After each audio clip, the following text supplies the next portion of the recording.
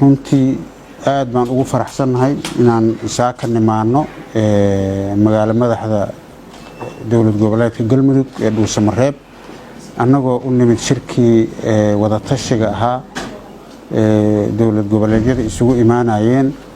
loogana tashanayay aayaha iyo mustaqbalka Soomaaliya iyo sidii loo gaari lahaa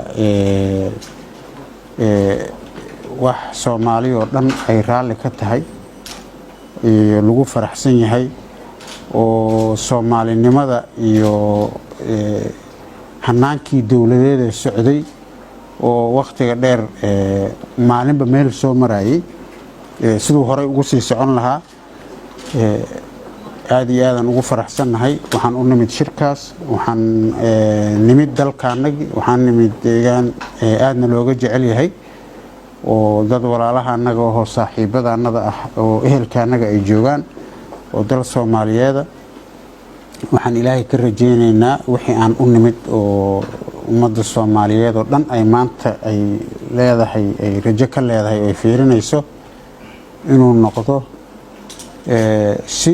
idin la rabay oo lagu farxo inuu Ilaahay ka soo saaro yaan Ilaahay ka rajaynaynaa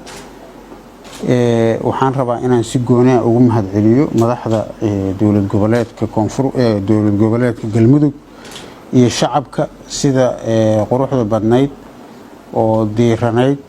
oo ehelnimada iyo walaalnimada iyo kalsoonida tirada badan ay ku jirtay oo sharafta badnayd oo nolol soo dhaweeyay inaan uga mahadceliyo aad iyo aad u mahadsantihiin insha Allah waxaan idin rajaynayaa maamulka inuu Ilaahay ka dhigo kii baraaro iyo horusocod iyo horumar in ay gaarto Galmudug aad iyo aad u mahadsantihiin waa dhawahay shukran